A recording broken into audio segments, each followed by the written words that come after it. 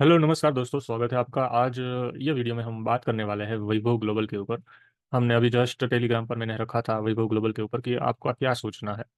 तो ये स्टॉक है, तो उसके ऊपर यहाँ पर मैं मेरी केस स्टडी है वो आपके सामने रख रहा हूँ। और सबसे पहले तो बता दूँ तो यहाँ पर मेरी किसी भी तरह की टिप या रिकमेंडेशन नहीं होती है। ये जस्ट एजुकेशनल पर्पस वीडियो है, तो आप इसको कोई भी टिप या रिकमेंडेशन की तरीके से इसको ना समझें। यहाँ पर केवल ये चार्ट एनालिसिस है और मेरी जो समझ होती है तो वो हिसाब से यहाँ पर मैं बता रहा हूँ। अगर आपको लगता है कि ट्रेड करना है तो आपके एडवाइजर से पूछ के ही कीजिएगा। तो सबसे पहले तो यहाँ पर ये वैभव ग्लोबल है। ये जो इसका चार्ट हम देखें तो ये चार्ट तकरीबन वैभव ग्लोबल का भाव था 1,000 रुपीज़। और तकरीबन अभी वहां से ये अभी चल रहा है 60-70% है वो नीचे चल रहा है। अब दोस्तों यहाँ पर हम देख ले तो वैभव ग्लोबल है वो कर क्या रहा है।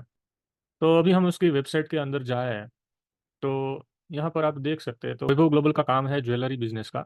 और उसके अंदर हम देखें तो ये कंपनी है वो, इसका रिटेल मार्केट का काम है। और मैं काफ़ी टाइम से इसको ट्रैक कर रहा था। पहले इसका काम था यूएस यूके और ये रीजन में था।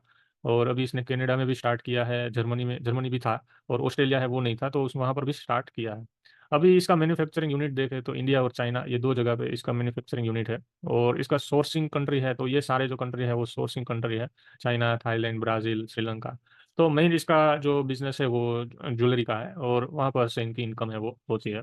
अभी इसके फाइनेंशियल्स हम देखें तो इसकी मार्केट कैप है वो, ये छोटा शेयर है, 5,000 करोड़ की मार्केट कैप है वीवो ग्लोबल की। और 10,000 की थी और 5,000 की हो गई क्योंकि स्टॉक है वो ऑलरेडी 50% है वो डाउन हो गया।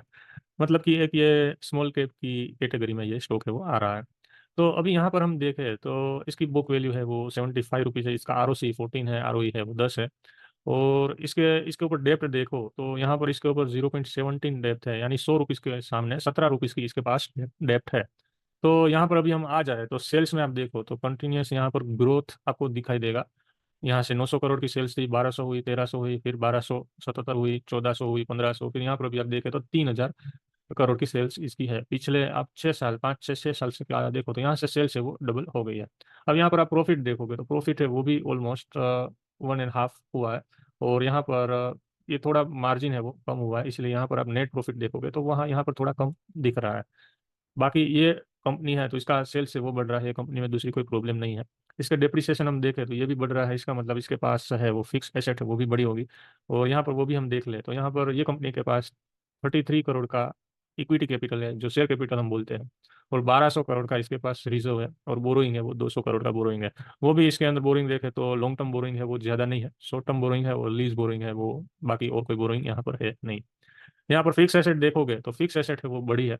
अभी 622 करोड़ की फिक्स एसेट है जिसके अंदर लैंड आप देखोगे तो लैंड 122 करोड़ की लैंड है। और बाकी प्लांट मशीनरी वो सारी चीज़ यहाँ पर है। अभी ये कंपनी के अंदर हम इन्वेस्टर पैटर्न देखें तो यहाँ पर प्रमोटर है तो इसकी जो इक्विटी है वो स्टेबल है 57%। तो काफ़ी टाइम से 57 के आजू बाजू है। यहाँ पर एफ आई एस देखे तो उसकी यहाँ पर होल्डिंग है वो थोड़ी बड़ी है। डी आई एस है उसकी होल्डिंग है थोड़ी घटी है। और पब्लिक की होल्डिंग है वो थोड़ी बहुत बड़ी है।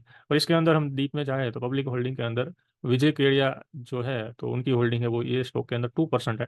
और आशीष कोचलिया है तो उसके पास 1% है। तो अभी हम देखें तो स्ट्रॉन्ग हैंड के पास है वो, ये यहाँ से हम 3% निकाल दें तो 14% है वो पब्लिक के पास है। और ऑलमोस्ट 84-85% है वो स्ट्रॉन्ग हैंड के पास ये स्टॉक की होल्डिंग है। अभी इसके अंदर हम चार्ट पैटर्न देख ले तो यहाँ पर देखें तो यहाँ पर मुझे ज़्यादा खराबी नहीं दिख रही है ये स्टॉक के अंदर, इसके फंडामेंटल के अंदर। और ये फंडामेंटल ये स्टॉक है वो स्ट्रॉन्ग दिख रहा है।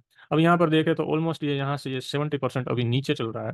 और यहाँ से अगर हम इसको थोड़े टाइम होल्ड करते हैं तो यहाँ से ये सारी चीज़ें वो सुधर जाएगी। तो आपको पहला टारगेट है वो यहाँ से 60% का पहला टारगेट है वो मिल सकता है। और यहाँ से लाइफ टाइम हाई के पास भी ये स्टॉक जाता है। तो यहाँ से ऑलमोस्ट अगर आप ये लाइफ टाइम हाई है तो 1,00,000 रुपीज़ लगाते हैं तो उसके सामने आपको 2,25,000 रुपये वो मिल रहा है। 1,00,000 के सामने मतलब आपकी कैपिटल है वो 2.25 है वो बढ़ रही है। तो मेरे हिसाब से यहाँ पर इसके अंदर अगर आपका व्यू है वो बड़ा है 3 साल का तो ये स्टॉक के अंदर आपके पैसे है वो अच्छे खासे बढ़ सकते हैं।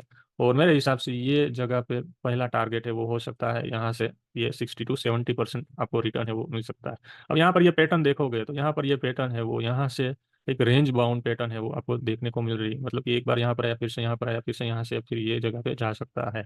दूसरी चीज मैं अगर वेव थ्योरी इसके साथ लगा दूं तो यहाँ से आप देखोगे तो ये 1 2 ये 3 और यहाँ पर अभी चौथी वेव है वो खत्म हो गई है मेरे हिसाब से। ये लास्ट यहाँ पर स्ट्रक्चर है वो होना बाकी, या तो ये जगह पे रिटेस्ट हो सकता है, या यहाँ से फिफ्थ वेव है वो यहाँ पर जो फिफ्थ वेव फेलियर होके यहाँ पर ये खत्म हो सकता है। तो यहाँ पर थोड़े टाइम रेंज बाउंड होके ये स्टॉक है वो मेरे हिसाब से 1 से 1.5 साल के अंदर ये जगह पे आपको फिर से देखने को मिल सकता है।